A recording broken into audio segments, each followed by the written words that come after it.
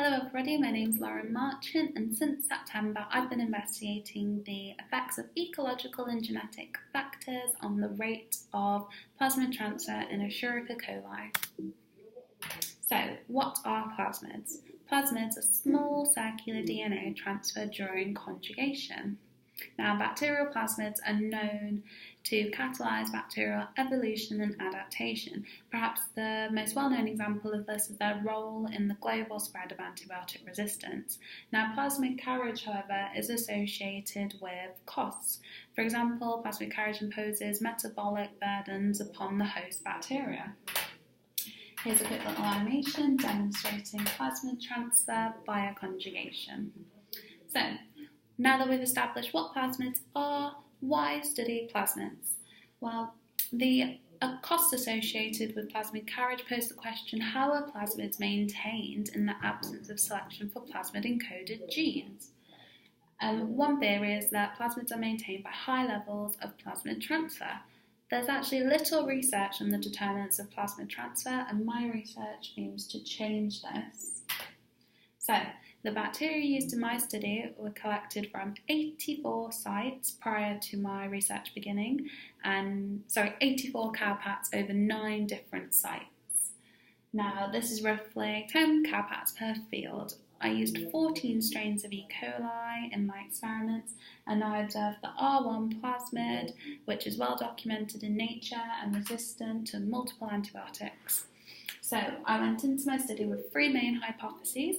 First, that my strains would vary in plasmid donor and plasmid recipient abilities.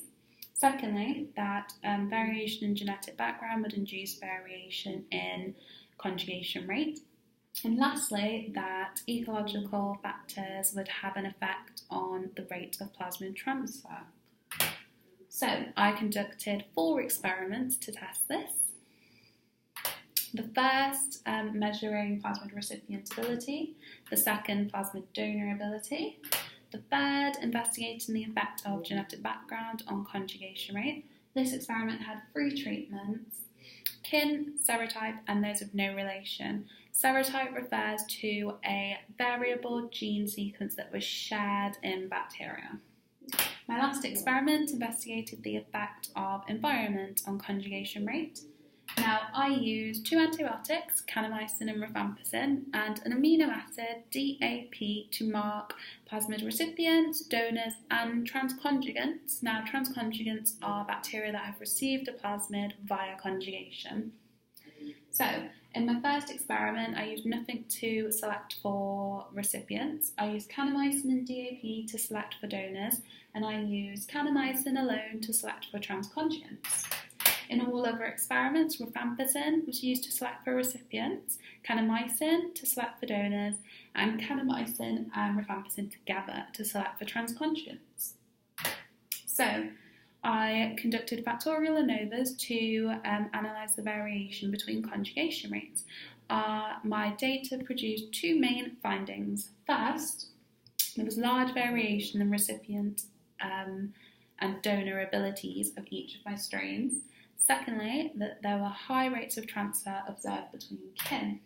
So, we can see here that I observed a variation in the recipient abilities of my strains. This was proved significant by an ANOVA. If we look here, I've plotted recipient strain on the x-axis and conjugation rate on the y-axis. Now, the y-axis is actually a logarithmic scale, and this value is 100 times greater than this value, which may make the variation throughout this presentation a lot more evident. In some instances, I wasn't able to calculate conjugation rates, so I calculated threshold or estimate values instead. These are represented by triangles, whereas circles refer to actual data collected. I similarly also observed variation between the donor abilities of each of my strains. Now, this was also proved statistically significant by an ANOVA. We can see here that I didn't have to calculate any threshold values in this experiment. I did, however, complete a replica experiment denoted here by A and B, represented by 2 different colours. I conducted an ANOVA to see if variation between these experiments was significant, and an ANOVA confirmed it was not, as it produced a p-value of greater than 0.05. If we look here, we can see that my research produced a large amount of data which was hugely variable. In fact, it varied over 5 orders of magnitude. And this is actually quite interesting as this variation is over a very small phylogenetical level. This is quite confusing. If we look at this as a box plot, it makes a lot more sense. So here we have the experimental treatments from experiments 3 and 4 plotted on the x-axis, and conjugation rate plotted on the y-axis on a log scale again. And ANOVA confirmed that the effect of genetic background on the rate of conjugation was statistically significant, as it produced a very significant p-value of 0.001. We can see here that rates of transfer between kin were much higher than between those from the same serotype and those from the same collection site. This suggests there may be no effect of field and serotype on conjugation rate.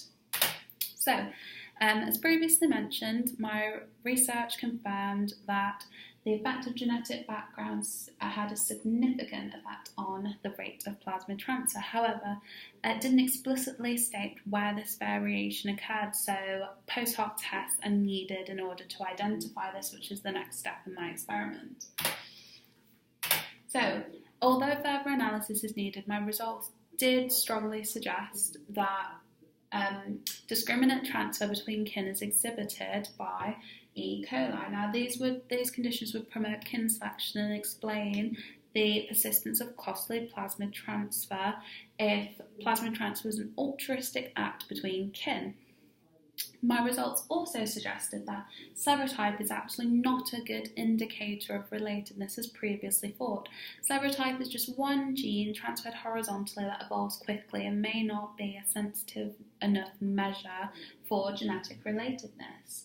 Now, interestingly, my results also seem to suggest that environment and ecological conditions have no effect on the rate of plasmid transfer. Now, this needs to be analysed further, as many past studies have confirmed that ecological factors do in fact impact on plasmid transfer.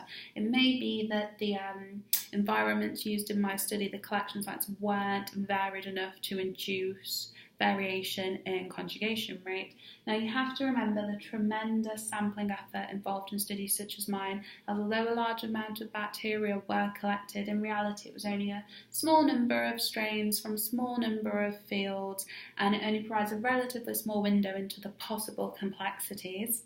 So, beyond the scope of my study, I would recommend genetic sequencing in order to determine exactly how related bacteria used in my experiments are. Now, this would provide further insight into the effect of interactions between different genetic backgrounds and interactions between ecological backgrounds on the rate of plasmid transfer.